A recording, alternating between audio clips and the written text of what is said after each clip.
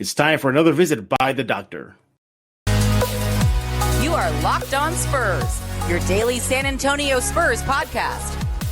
Part of the Locked On Podcast Network, your team every day. Welcome back to Locked On Spurs right here on the Locked On NBA Network. I'm your host, Jeff Garcia, Spurs writer for Kansas City, San Antonio. Glad to have you back. Happy Monday, everybody. Hope you had a great weekend. Hopefully, by the time you listen to this episode of Locked On Spurs, if you're a Cowboys fan, you're very happy. But if you're not, there's always next year. But what are we talking about today? We're going to have a visit by Dr. Brian McCorkle. Yes, he is back after a week off.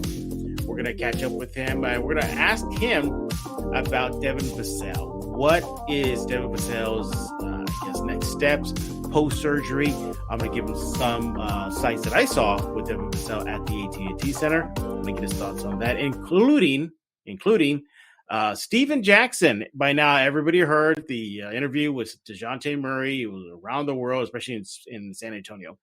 But during that interview, Jackson took a pot shot at San Antonio, the citizens, the obesity rate, women. We're going to talk about that and more. Let's go and bring him on. He is Dr. Brian McCorkle. Doctor, welcome back. Finally, we got our schedules to line up. Yeah, it's kind of hard with an emergency medicine schedule and everything so busy with you traveling to San Antonio and back. So it's great to be back with you.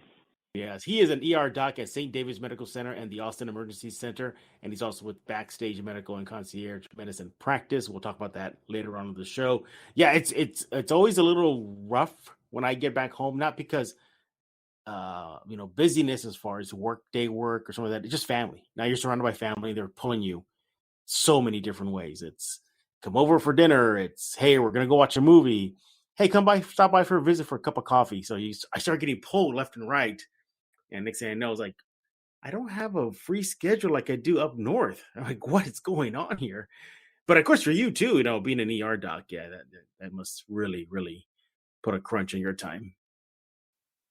You kind of, we get our schedule 3 months out, so we know when we're working and when we're not, but you flip back and forth days to nights, and it's not consistent. So that kind of makes it hard for you to schedule with us getting us together. But we always work it out because this is a lot of fun to do for the listeners. Exactly.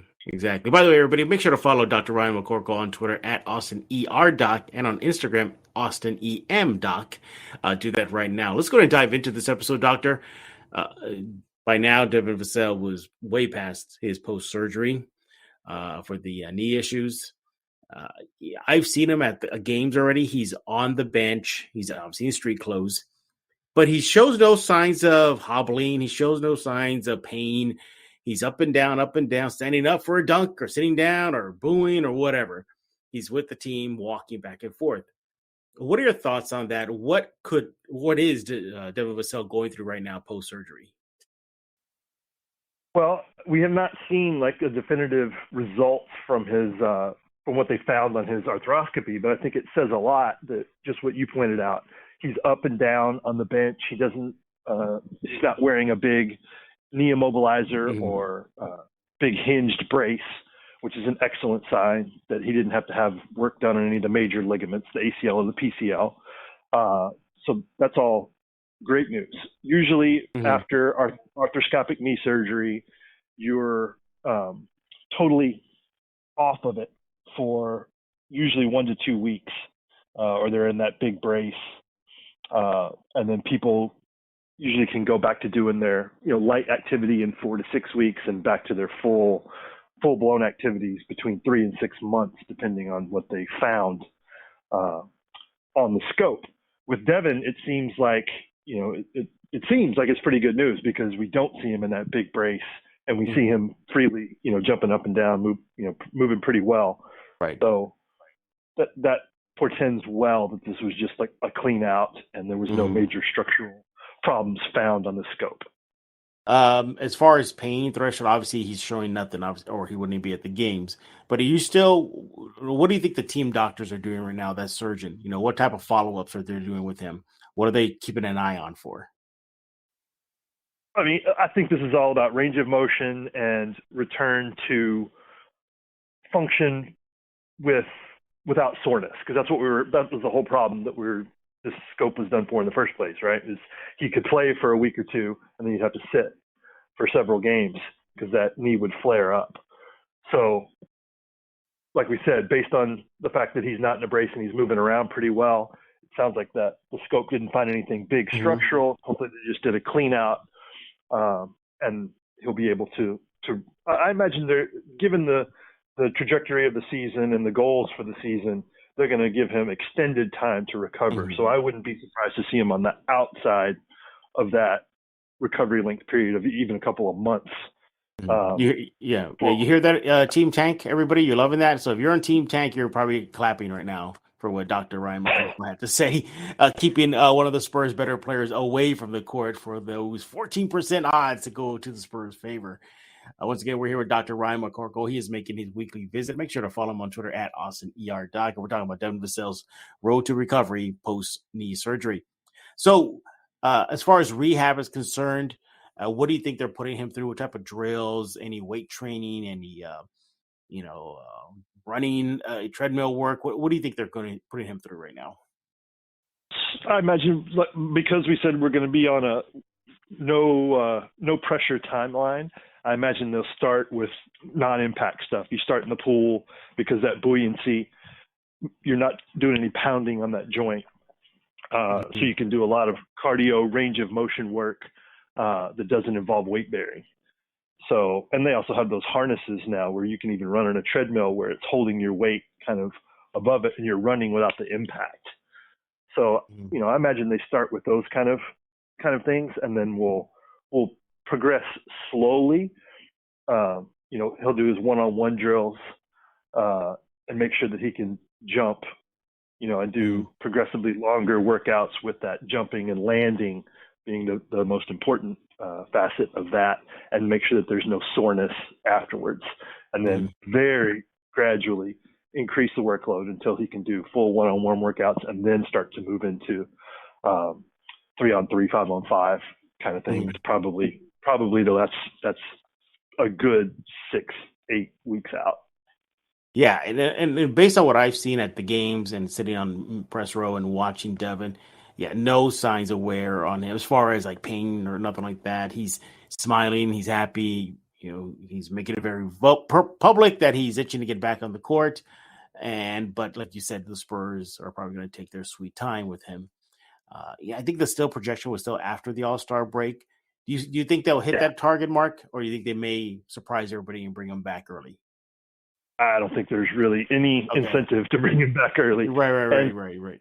Not only is this a young player, you want to guard his health, you want to make sure that he's a big asset to the Spurs, for years going forward. So take care of this knee now. But also, we talked about, Team Tank, all that. But in addition to that, we also have the stigma of everything that happened with Kawhi, and that when you have a young player with a knee problem, we're definitely going to proceed with caution and err on the side of caution going forward, just because you don't want to establish a reputation. Absolutely, yeah. Doctor, so it sounds like Devin Vassell is post-surgery doing fine. But the Spurs had a little bit of a scare a few weeks back with Keldon Johnson, another star player of theirs. He pulled up with a hamstring injury, and I think that was around the Memphis Grizzly match they had earlier this month. Why are hamstrings so common, hamstring injuries throughout sports, and why is it so important, at least at that time, that Keldon was removed immediately from the game and sat out for the rest?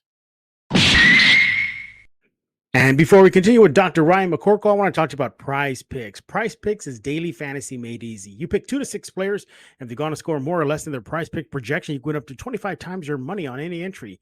No competing against other people. It's just you versus the projections available. PrizePicks offer projections on any sport you watch: NBA, NFL, MLB, NHL, PGA, college football, disc golf, boxing, MMA, cricket, and so much more. Entries can be made in 60 seconds or less. It is that easy.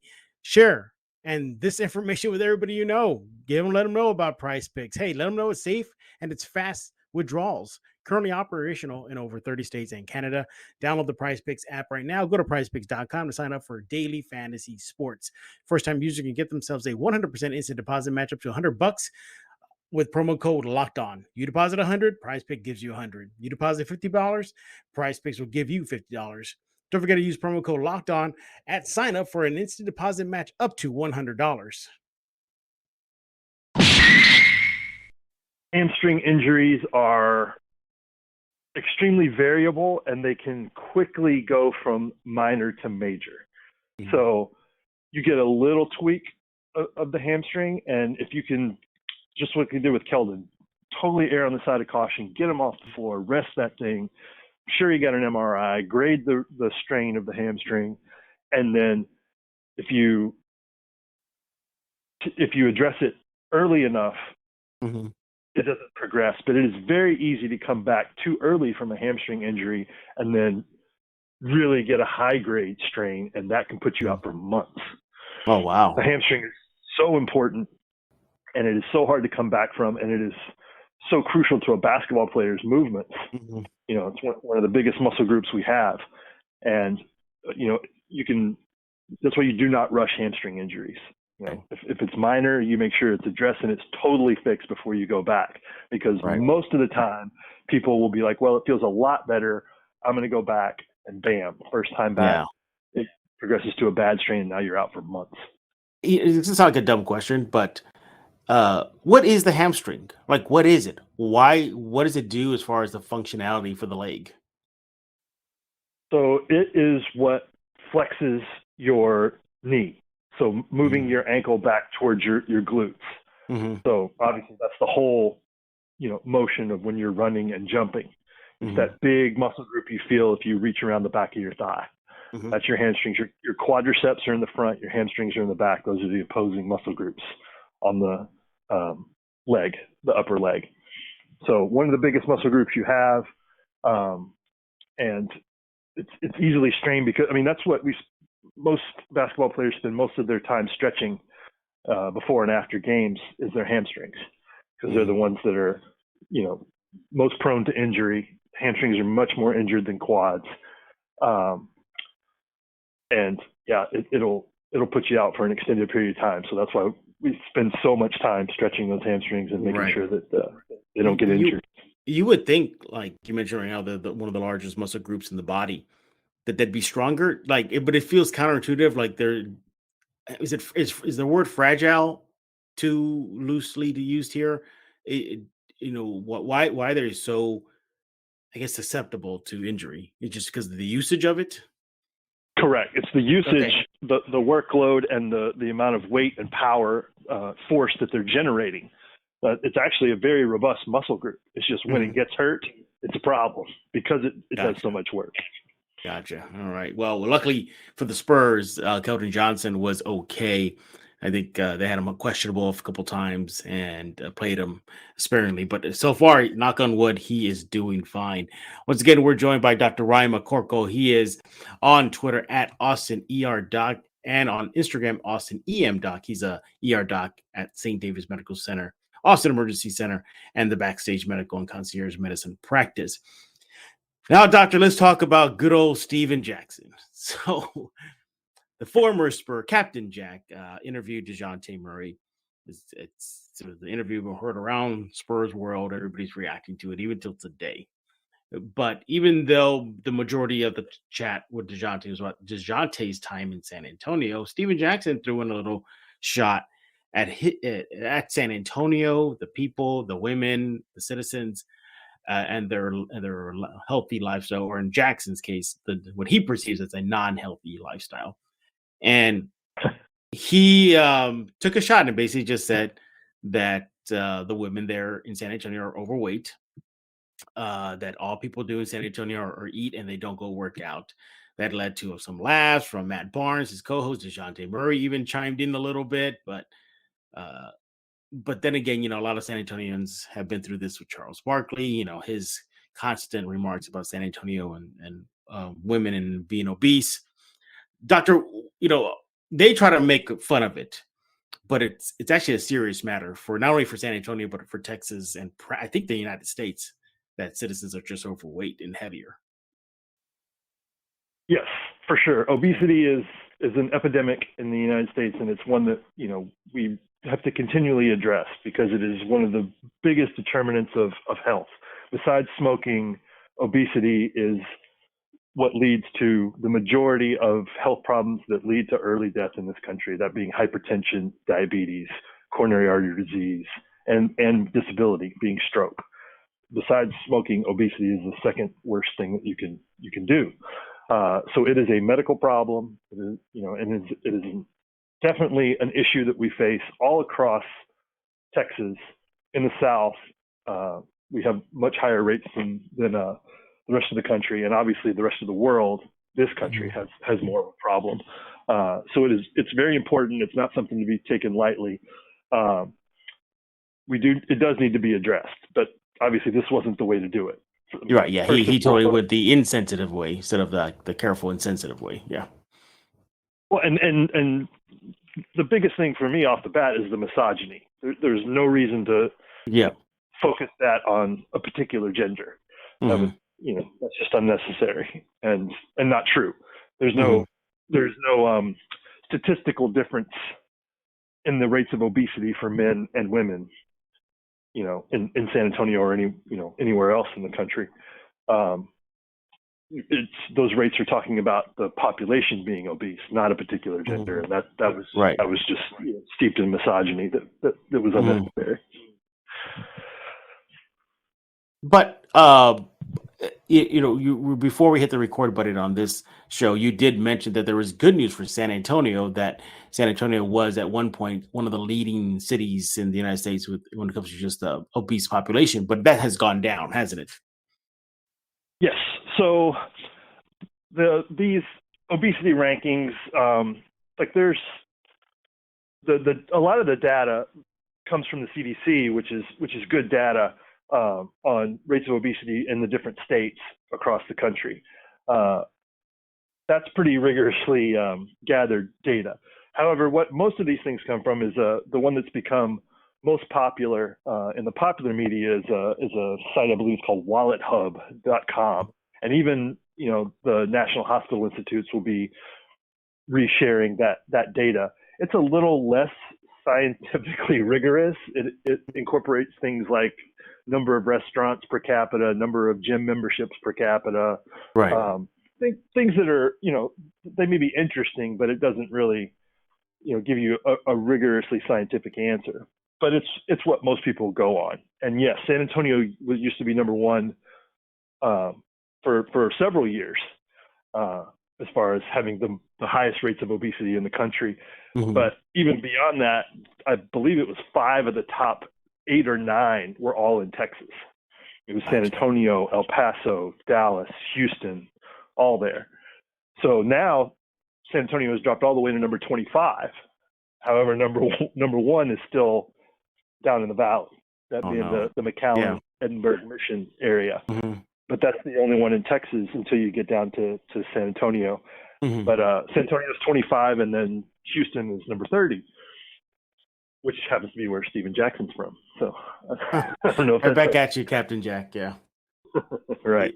Yeah. So definitely doing better. Yeah. I had a chance to speak with Trey Jones recently, one-on-one, at a event that he took part in on the west side of San Antonio. It was a basketball clinic, and I noticed there was a pattern in his talk with the kids. He talked about sleep. How he wanted these kids to start getting better sleep habits early in their growing up. They were just like 19, 14-year-old kids. And the second thing he brought up to me was that he wanted to stress to the kids to put the video game controller down, to get out. And he told me, he sees that. I remember he is a father. He has a daughter. And, he told me that, I want to see these kids, put the games down. It's okay for a little while. He goes, but put the games down and get out. How much has that lifestyle impacted, obesity rates for the general population? The stay at home, play video games till the wee hours of the night, snack while you're playing, and then go to sleep. The NFL playoffs are here. We're really excited about our new sports betting partner for Locked On because they're number one sports book in America, FanDuel. And if you're new to FanDuel, that's even better. They have so many great features that'll make betting on sports fun and easy. New customers join today to get started with $150 in free bets guaranteed when you place your first $5 bet. Sign up at FanDuel.com/lockedon. FanDuel has all your favorite bets from the money line to the point spread to player props. Plus, you can even combo your bets for a chance to get a bigger payout with same game parlay. Now, look, so many NFL games are going on right now. There's a team, maybe your Dallas Cowboys. Hopefully they survive right now. But if they didn't, there's other games you can bet on, and that's where you got to go to FanDuel.com/lockedon. All on an app that's safe, secure, and super easy to use. So football fans, don't miss out. Place your first $5 bet to get $150 in free bets, win or lose, at FanDuel.com/lockedon. Every moment more with FanDuel, official sports book partner of the NFL. Yes, that has definitely been a problem. It has definitely led to increased obesity. I think we've been doing better in the last few years. And I would not discount how much of things like Trey Jones doing this, Michelle Obama's program of Play 60 that the NFL became involved with, about putting the video games out, getting outside for 60 minutes every day and breaking a sweat. I think that's people are aware of this. Anybody that we're talking to now, it's kind of like smoking. When I have a smoking conversation with a patient, nobody is like, I'm breaking new information to them. that they weren't aware of, and they didn't know. And I think that's good that obesity also has, there's very few people now who are unaware that it's a problem or unaware what needs to be done to fix it. Doesn't make it easy to do, but we've at least got the awareness out there. People know what they need to do, how they need to approach it. But that's why we continue to do it as physicians, because people will say, hey, I knew that this is what I should be doing, but when my doctor sat me down and said this to me, it gave me a wake-up call and got me motivated to do it. So maybe hearing from Trey Jones, there's some kids who are like, you know what, I knew that was important. I've heard it before, but hearing it from this person made the difference for me, and I made a change. And that's what we're looking for. Silly question, but I guess proper sleep knows no age, right? I mean, for Trey Jones to tell these 14-year-old kids, get your sleep in a good way, obviously activity and everything. So I guess developing good sleeping habits starts early as well, huh, doctor? Well, it's even more important. That's the critical age. Like at our age, it's important for our long-term health, our mental health, all those things. Good sleep, is one of the biggest things you can do for yourself. However, for kids, it's totally different. So growth hormone is released while you sleep and no other time. So that's why you see kids and adolescents will sleep 12, 14, 15 hours a day. It's because that's when they grow. That's when their bodies grow. And there is nothing more important than the sleep for a kid who is in elementary, junior high, early high school, because that is when they're growing, their brains are developing, and that growth hormone is released when they sleep. So guarding their sleep is so important, which is, a whole other discussion about why do we send our kids to school at, 7:30 in the morning. That is not their natural circadian rhythms, but it's when people go to work. So that's what's convenient. But really, kids need much more sleep than that. And making sure they get those 10, 12 hours at that age group will make a huge difference in their brain development and how their body develops. That is so interesting. You see that, everybody? You get a lot of good information right here on Locked On Spurs. So, Trey Jones, he did his part trying to help the kids, develop better sleep patterns, putting the controller down, getting active. Great. What will your advice to the listeners right now be if they believe they are obese and they want to start taking positive steps to get that in check? I'll tell you from my own experience, during the pandemic, I got up to 260 pounds. I'm 6'5", but that was still a whole lot. So I needed to lose weight and lost 40 pounds. And it really came down to changing diet. Exercise is extremely important. It is so good for your heart. It is so good for your cardiovascular fitness, your well-being, preventing heart disease, preventing stroke, all those things. But it is hard to outrun your diet. So if you are trying to burn more calories than you're bringing in, it's really difficult if you don't change the way you eat. And changing the way we eat in this country is another big discussion. If you can eat more fruits and vegetables, transition to less red meat. I'm not telling people to cut out. We live in Texas. I love barbecue. I'm a big barbecue connoisseur. I'm not saying cut it out, but all things in moderation. I've gone to a vegetarian vegan diet for 5 or 6 days a week, and I eat my red meat 1 day a week, or chicken fish 1 day a week. I try to do red meat just maybe once every month or two. But decreasing your unprocessed sugar, white flour intake is a great step towards losing weight in our diets. Just making those healthy choices. That's really the difference in losing weight, is changing your diet. You need to exercise more. It's important for your fitness and for your heart, but really weight loss is so much more about diet. There you go, everybody. Wise words from Dr. Ryan McCorkle. And yeah, Captain Jack. I'll leave it to him, huh, Doctor? Yeah, it's a larger discussion too about DeJounte and Steven. They're great. They were great players. It's just that it's a fit in San Antonio. It's probably it was better for the organization for them to go elsewhere, and it was better for them. Yeah, and that's the bottom line. And so the podcast is called All the Smoke because they are looking for. They're trolling a little smoke. bit. They're gonna get everybody riled up. What better way to generate some smoke than talk trash to San Antonio? But it's just the number one rule, I think, of comedy and everything else is they say comedians should never punch down, and to go after a particular gender, the misogyny of that was just that was a bad look. And I would hope for better, because it's not that I dislike Steven Jackson or DeJounte Murray, I'm sorry that they weren't happy being in San Antonio. It wasn't a good fit for them. It wasn't a good fit for the organization. And I can understand your career is only so long. Maybe they have some lingering resentments for what they feel was time or years wasted, but it is what it is. And that was, if you wanted some smoke, that's great, but you're not going to find anger here. You're just going to find disappointment. Exactly. Yeah, and I'm circling back to Charles Barkley now. He got away with that for a long time, and nobody ever reprimanded him. It was until he really started coming at San Antonio almost nightly, I think, in the early 2000s, when where people were like, "Wait a minute here, why is he always taking pot shots at the women of San Antonio?" And he's curbed that, so there's at least there's that. But look who's talking though. Look at him. He's not the Adonis that everybody looks at and admires. So. Yeah, he's battled his weight, his whole life. Yeah. So you think you'd have a little more grace for others. And he's trying to be funny. He's trying to do a bit, and like a lot of comedy, there's things that you could say before that just aren't okay to say now. And yeah, exactly. Yep.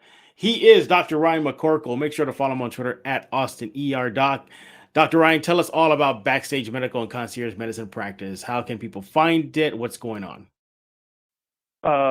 You are very good about sharing my Instagram and Twitter, and that's a great way to find me. I do concierge medicine for folks. We're doing the Austin FC. We just got our schedule for the season, and I just completed the doctor schedule, so we're covered for all those games, and waiting for the new UT schedule to get all the doctor schedule for that. We've had a few, we've had a lot more attention paid to practicing medicine in those crowds for both sporting events and for concerts, given the Damar Hamlin thing.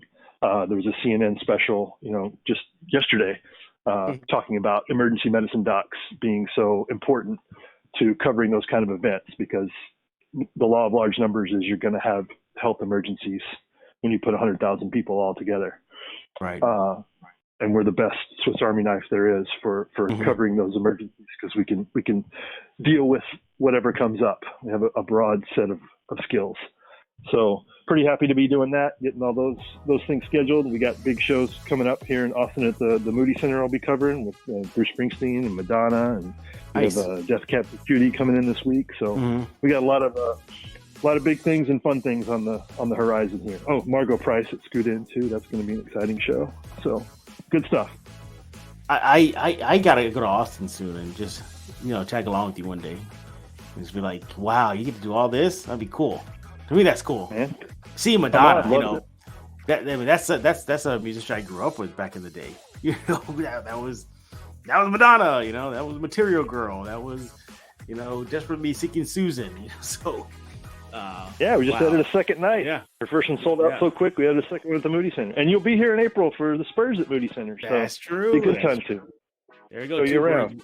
It'll be 3 birds, 1 stone. Hang out with Dr. Ryan, Madonna, Spurs. Look at that. All right, we're done talking. We want to hear from you. What do you think about Dr. Ryan's thoughts on Devin Vassell's post-surgery progress? Sounds good. Let us know what you think. Also, what did you think about Captain Jack and his comments about San Antonio obesity, the women, the residents? And do you have, and especially too, if you do want to curb or manage your weight, make sure to follow Dr. Ryan on Twitter at AustineER. Chat with him. He is very interactive. If you want to get his ear first, just say anything about sneakers. That'll get you in. And then after that, you can hit him with your questions if you need some medical advice. If you want to live a healthier lifestyle. So for Dr. Ryan McCorkle, I am Jeff Garcia. We're putting a lock on this episode of Locked On Spurs.